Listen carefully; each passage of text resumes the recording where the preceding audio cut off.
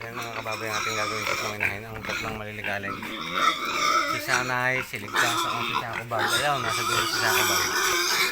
Oh, binisita ko lang kayo pero hindi mag-iingay.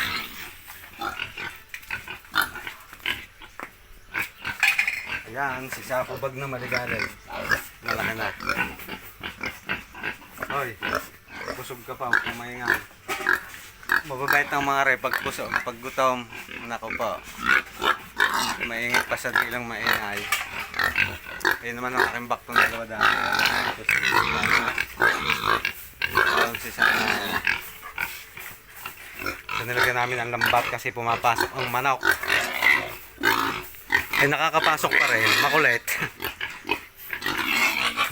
Galig mo ka. Huwag ka maligalig. Dati hindi ka maligalig ngayon nagligalig na. Magugutomain. Ay talagang matatakaw ang tatlong ari eh. Ubod ng tatakaw.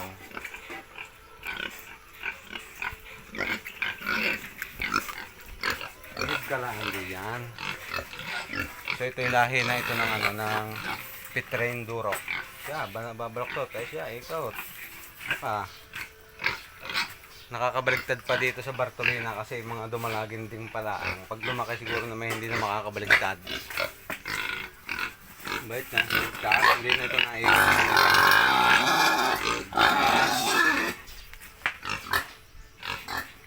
Are, mabait din na rin isang aray. Bihira ng umikot. Si Sakobag lang maligalig. Oink, oink.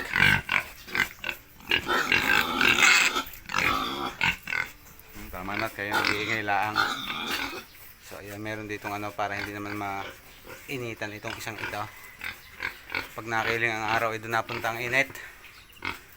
Ayan, pero sila ay safe.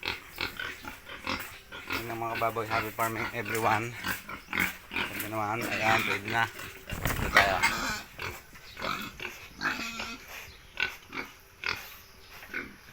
May napasok pa rin manok na makulit.